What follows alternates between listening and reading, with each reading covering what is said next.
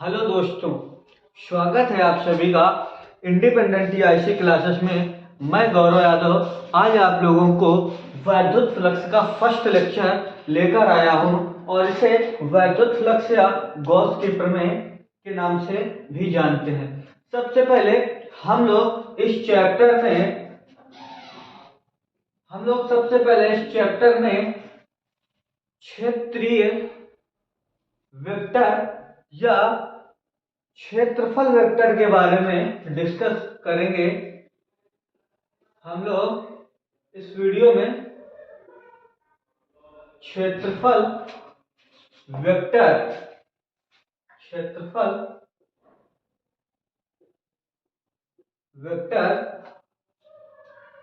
या क्षेत्रफल सदिश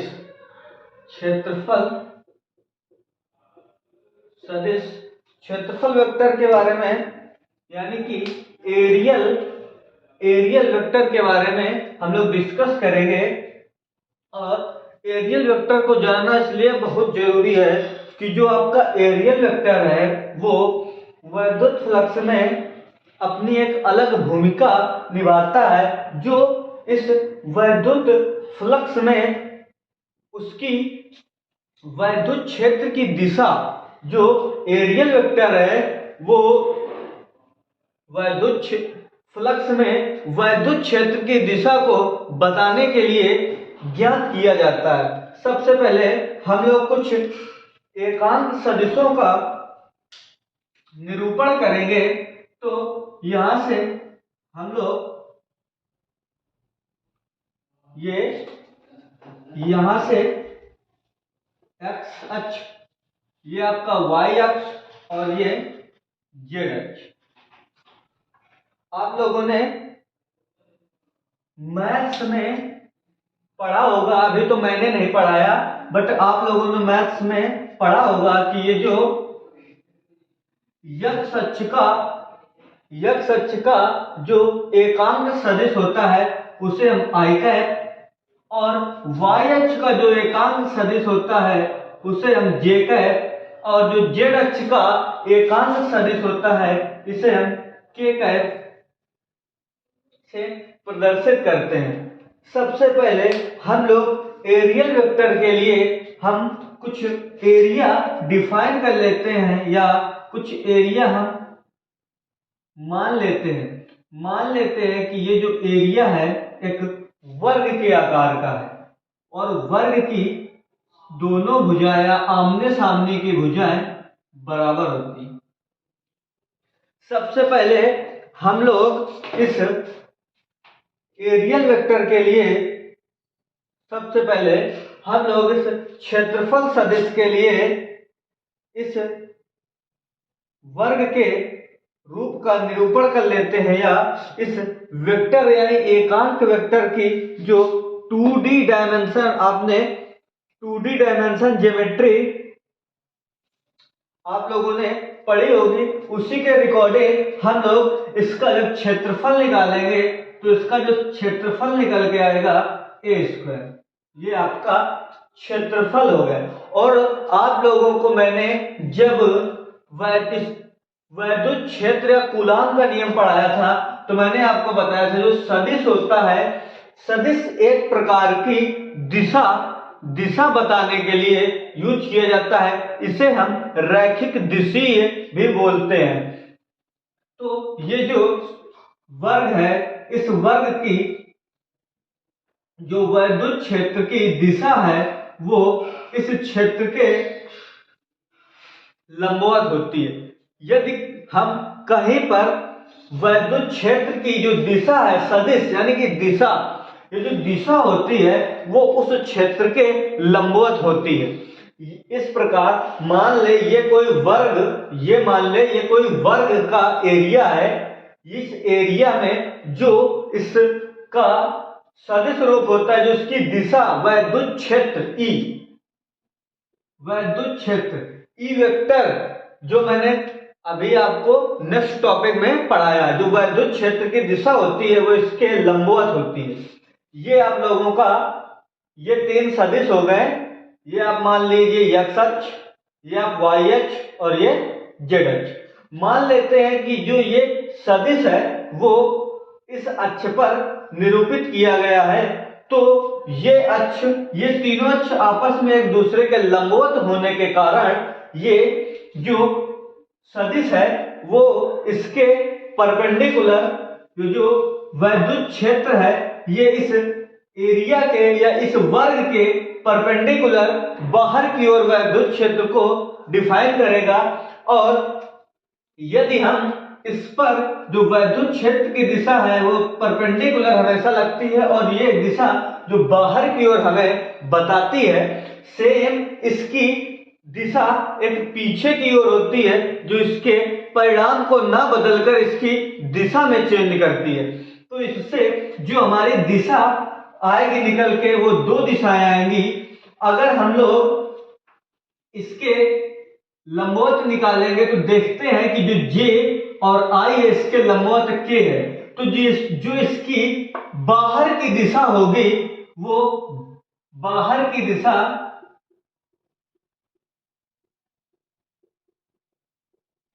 वर्ग की, ये जो वर्ग बन रहा है अंदर स्क्वायर, इस स्क्वायर की जो बाहर की दिशा होगी वो K कैप और जो अंदर की दिशा होगी परिणाम को ना चेंज करते हुए इसकी अंदर की जो दिशा होगी वो माइनस का K कैप। यदि हम इनका परिमाण निकाल लें, यदि हम इनका परिमाण निकाल लें तो परिमाण इनका नहीं चेंज होगा, लेकिन इनकी जो दिशा होगी वो एक दूसरे के विपरीत होगी। ठीक इसी प्रकार हम किसी आयत, किसी वर्ग यानी कि 2D द्विविमीय दूरियां या द्विविमीय फिगर या दो विमीय जो चित्र होते हैं जो 3D नहीं होते, द्विविमीय यानी कि जो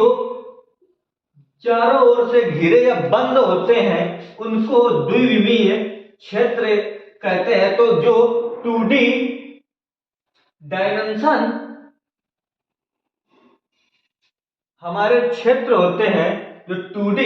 डायमेंशन क्षेत्र होते हैं उनके लिए जो हमारी दिशा होती है वो बाहर की ओर और अंदर की ओर दो दिशाएं प्राप्त होती है। और ये दोनों ही दिशाएं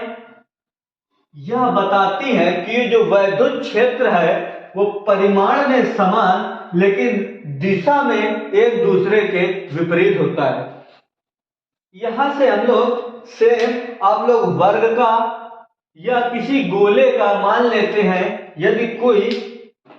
इसी प्रकार एक एग्जांपल और हम कर सकते हैं कि कोई इस पर कोई वृत्त, अब हम क्या करेंगे कि जो वृत्त अटैच करेंगे वो XZ समतल, XZ इसको x अक्ष Z और Y, जो हम आप इस पर जो वृत्त अटैच करेंगे, जो सर्कल अटैच करेंगे वो क्या होगा कि Z और X अक्ष, Z और X अक्ष के समरूप यानी कि Z और X अक्ष में टच कर रहा होगा, तो जो इसका वैद्युत क्षेत्र होगा, जो बाहर की ओर वैद्युत क्षेत्र होगा E, वो Y अक्ष की दिशा में, और जो अंदर की ओर वैद्युत क्षेत्र होगा वो Y अक्ष की ऋणात्मक दिशा में होगा। तो यहां से जो इसका वैद्युत क्षेत्र निकल के आएगा, जो इसका क्षेत्र दिशा निकल के आएगी,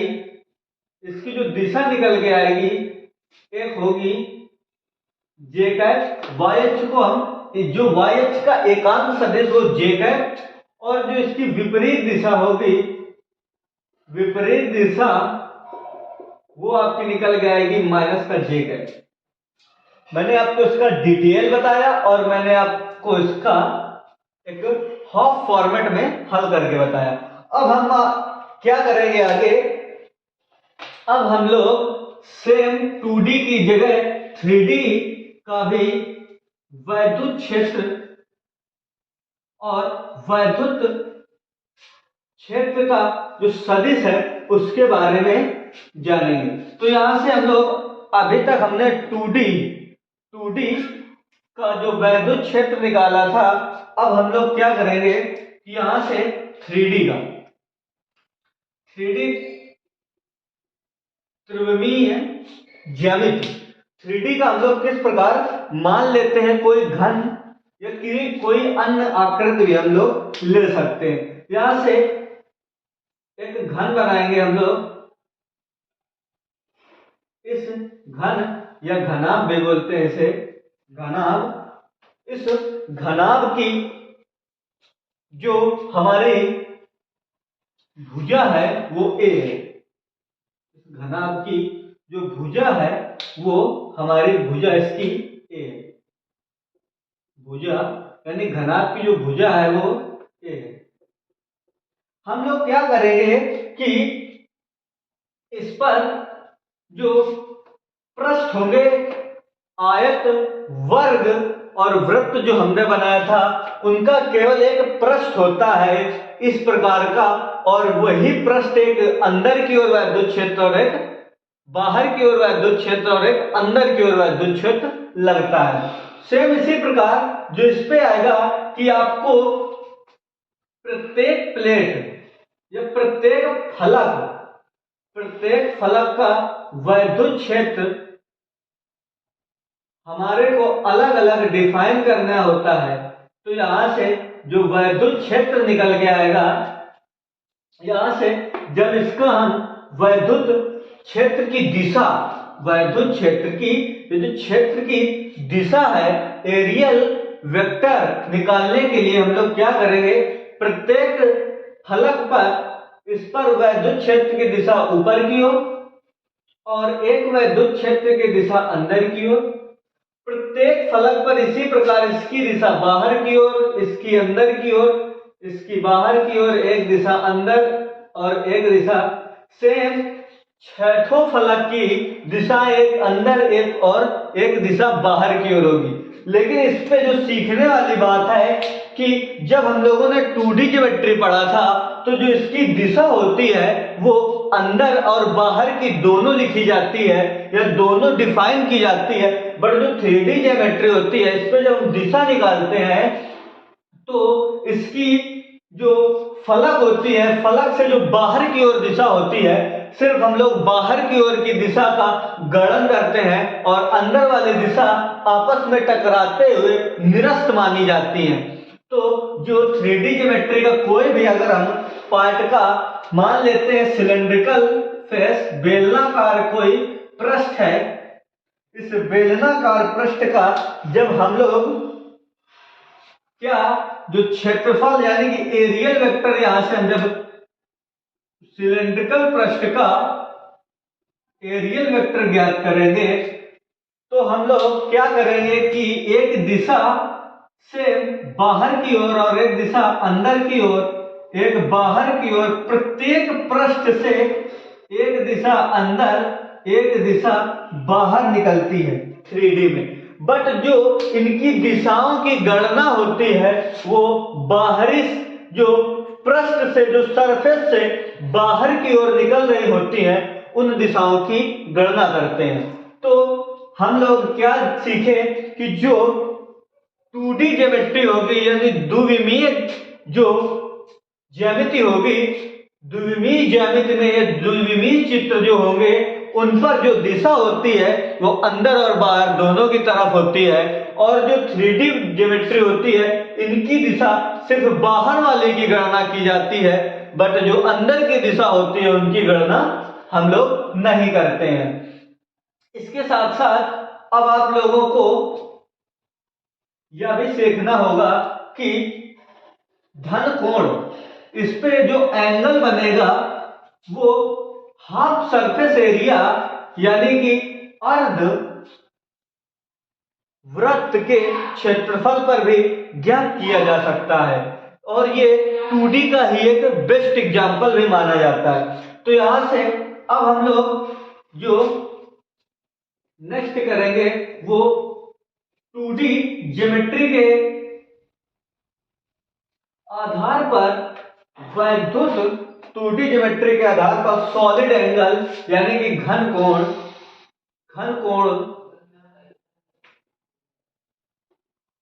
सॉलिड एंगल, सॉलिड एंगल के बारे में यहां से हम लोग बात करेंगे। तो सॉलिड एंगल क्या होता है कि मान लें कि कोई एक वृत्त है, इसके वृत्त के केंद्र से हम अल्पांश कोई भी वस्तु जो होती है, मान लें कि हम कोई भी इंसान या कोई भी जानवर अगर हम देख लें तो वो एक अपनी छोटी सी आकृति के साथ समय के साथ बढ़ता जाता है। तो ये जो धन कोण होता है सेम अपने समय के साथ परिवर्तन में आते हुए अभी ये बहुत छोटा होने के कारण हम लोग इसका एक वृत्त का अल्पांश लेकर एक धन कोण की गणना करेंगे। तो वृत्त का अल्पांश हम लेंगे तो इसका जो कोण भी होगा वो भी अल्पांश कोण होगा और इसकी जो दूरी होगी वो r होगी। तो यहां से जब हम लोग इस, आप लोगों ने पढ़ा होगा कि जो कोण होता है वो क्षेत्रफल बटे त्रिज्या का स्क्वायर होता है। तो यहां से जब हम लोग कोण की गणना करेंगे तो यहां से आप लिखेंगे कोण बराबर क्षेत्रफल अपान त्रिज्या स्क्वायर, या आप इसको इंग्लिश में लिखना चाहते हैं तो angle is equal to area upon radius square. तो यहां से जब आप लोग इसका अल्पांश कोण निकालेंगे यानी कि एक छोटा सा टुकड़ा ज्ञात करेंगे तो हम लोग धन कोण के डिफिनीशन क्या बनाएंगे कि किसी बंद पृष्ठ के, गोला आपका एक बंद पृष्ठ है, तो कोई भी 2D या 3D जो ज्योमेट्री ज्यामिति होती है वो एक बंद पृष्ठ के रूप में होती है। तो मान लेते हैं किसी बंद पृष्ठ से अल्पांश क्षेत्रफल पर r मीटर की दूरी पर अल्पांश क्षेत्रफल पर जो कोण बनता है उसे हम धन कोण कहते हैं। तो यहां से हम लोग धन कोण के डिफिनेशन क्या बोलेंगे कि जो वृत्त होता है या किसी भी बंद पृष्ठ के r मीटर की दूरी पर अल्पांश पृष्ठ या अल्पांश क्षेत्रफल गोले के केंद्र पर अल्पांश कोण आंतरित करता है या अल्पांश कोण बनाता है उसे हम धन कोण कहते हैं। और ये जो धन कोण होता है इसका जो फार्मूला यहां से निकल के आएगा डी ओमेगा, ये अल्पांश के लिए है dA अपान r स्क्वायर। यहां से हम लोग अगर इसका अल्पांश को हटाकर एक बड़ा क्षेत्र के लिए यदि धन कोण निकाले, बड़े क्षेत्र के लिए धन कोण निकाले तो इसका एरिया ओमेगा और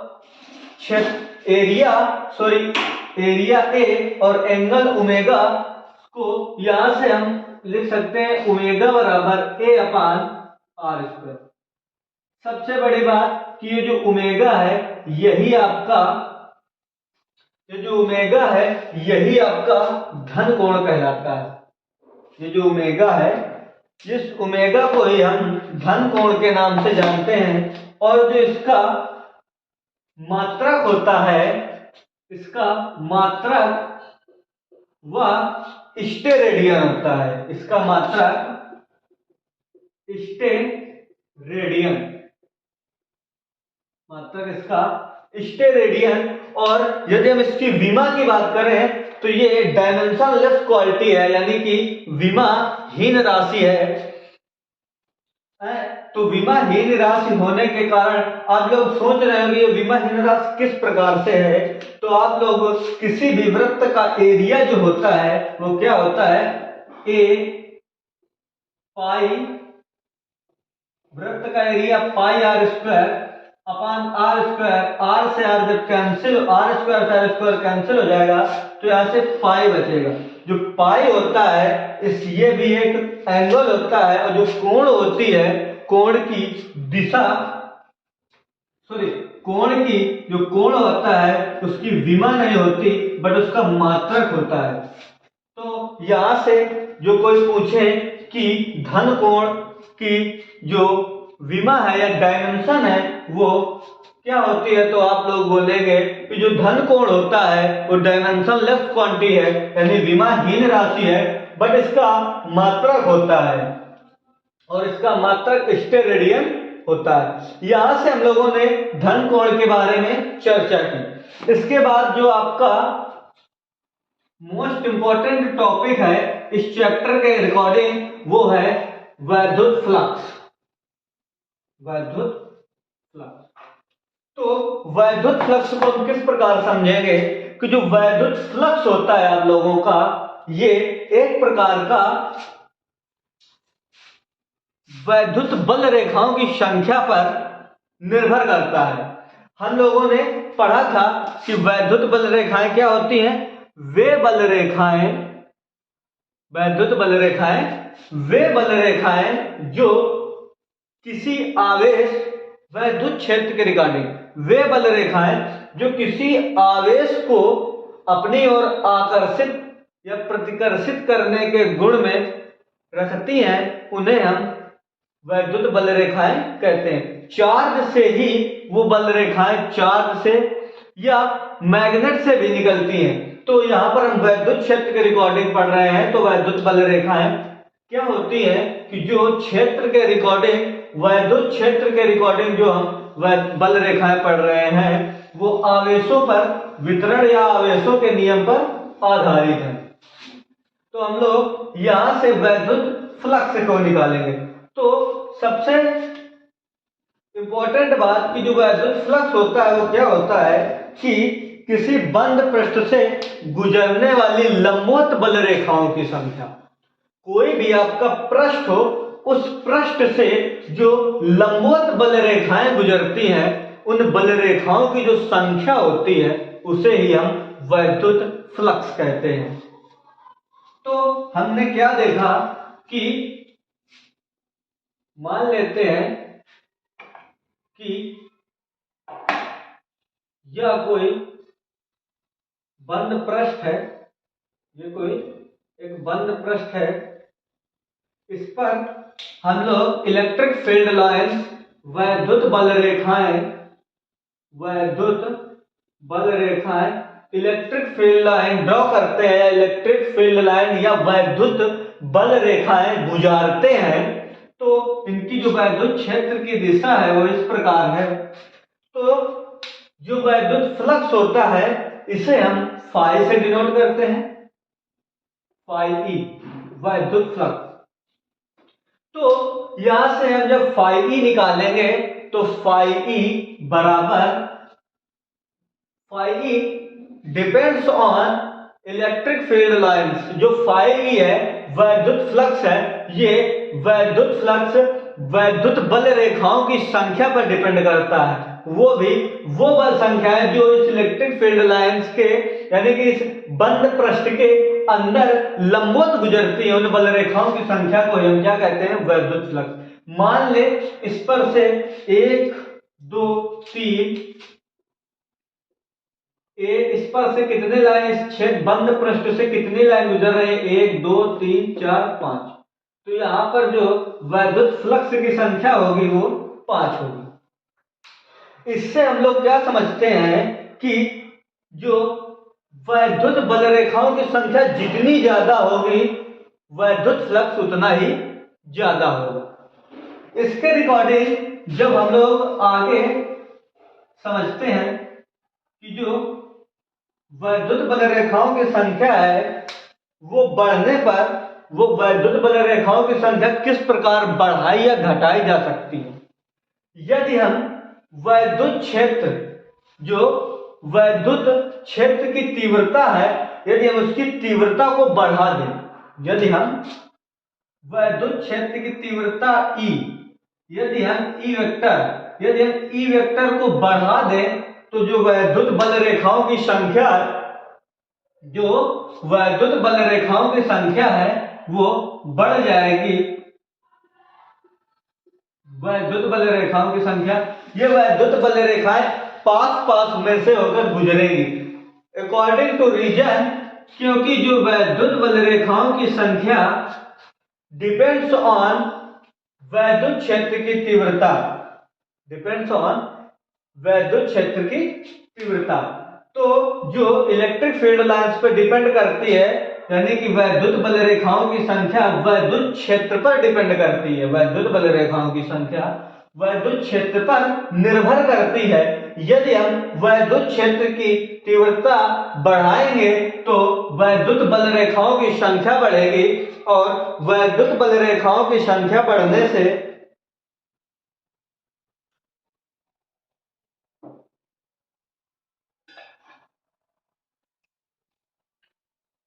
जो वैद्युत बल रेखाओं की संख्या है, वैद्युत बल रेखाओं की संख्या कब बढ़ेगी? जब वैद्युत क्षेत्र यानी कि वैद्युत क्षेत्र की तीव्रता बढ़ने पर, ये जो इलेक्ट्रिक फील्ड लाइंस है पास पास हो जाने पर वैद्युत फ्लक्स भी बढ़ता है। सेकेंड रीजन कि यदि हम इसका एरिया, यदि हम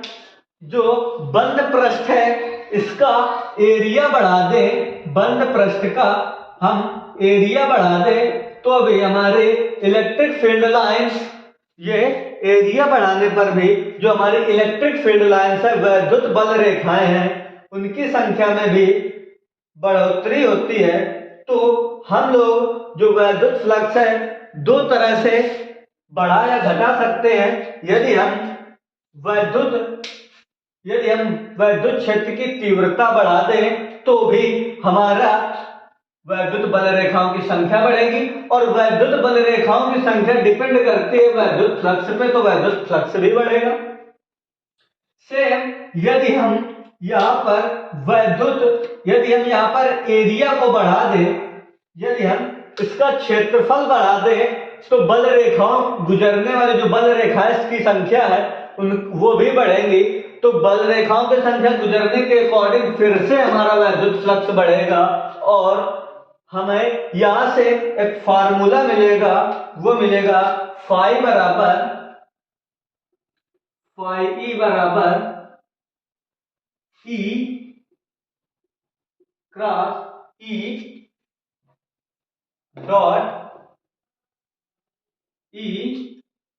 डॉट ए। अब आप लोग सोच रहे होंगे कि मैंने इस पर डॉट क्यों लगाया, क्योंकि ये जो बंद पृष्ठ है इस पर जो गुजरने वाली बल रेखाओं की संख्या है इस पृष्ठ के लंबवत होने के कारण, और पृष्ठ के लंबवत होने के कारण एक क्षैतिज अवस्था में रखे होने के कारण जो हमारा क्षैतिज घटक होता है वो हमारे डॉट प्रोडक्ट या बिंदु गुणन को cos थीटा को प्रदर्शित करता है। तो यहां से हम फाई ई बराबर EA cos थीटा, जो इसका फाइनल फार्मूला निकल के यहां पर आएगा फाई ई बराबर EA cos थीटा। अब आप लोगों को एक और शॉर्ट फॉर्म इस क्वेश्चन के रिकॉर्डिंग एक क्वेश्चन और बनता है, वो क्या है कि यदि हम बल रेखाओं की संख्या, यदि हम पृष्ठ को जो हमारा इलेक्ट्रिक पृष्ठ वैद्युत जो हमारा बंद पृष्ठ है, यदि हम इस बंद पृष्ठ के रिकॉर्डिंग वैद्युत बल रेखाएं किसी एंगल में गुजारे, तो हमको जो वैद्युत फ्लक्स होगा वो क्या प्राप्त होगा। तो सबसे पहले हम लोग देखते हैं कि ये जो बल रेखाओं की संख्या है ये पृष्ठ के अंदर किसी थीटा एंगल के हिसाब से गुजर रही है। यदि हम इन थीटा एंगल के हिसाब से इन्हें गुजारेंगे तो आपका ये जो ऊर्ध्वाधर घटक लंबवत अक्ष जो आपका निकल के आएगा वो साइन थीटा, और जो क्षैतिज अक्ष जो इस पृष्ठ को लंबवत काटता है ये इस पृष्ठ के समांतर है, तो समांतर होने के कारण कोई प्रभाव नहीं पड़ेगा। बट ये जो क्षैतिज घटक है cos थीटा, इसके रिकॉर्डिंग ये फिर पृष्ठ को लंबवत काट रहा है, और पृष्ठ को लंबवत काटने के रिकॉर्डिंग इसका जो फार्मूला फिर से निकल के आएगा फाई बराबर ये cos थीटा। यह फार्मूला जो इसके रिकॉर्डिंग लंबवत के निकल के आया वही फार्मूला किसी एंगल के साथ निकल के आएगा। बट अकॉर्डिंग टू क्वेश्चंस हमें यह देखना होगा कि क्वेश्चंस बल रेखाओं की संख्या को किस प्रकार किसी एंगल में डिवाइड करने से हमें ये एंगल निकालने के लिए cos थीटा का जो एंगल होगा वो ये होगा। बट इसके रिकॉर्डिंग जो थीटा का एंगल होगा वो हम 90 डिग्री ले सकते हैं। बट इसके रिकॉर्डिंग जब क्वेश्चन एंगल पे फंसाएगा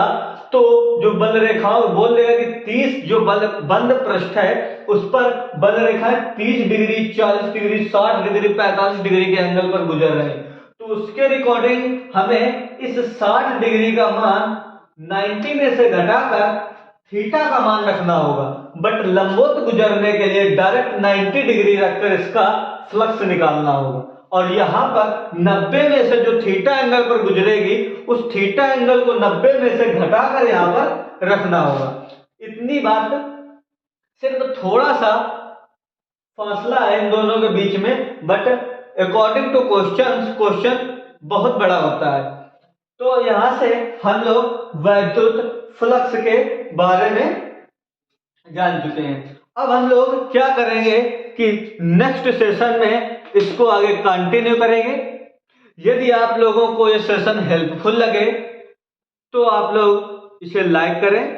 शेयर करें, और अगर चैनल पर नए हैं तो चैनल को सब्सक्राइब करें। जय हिंद, जय भारत।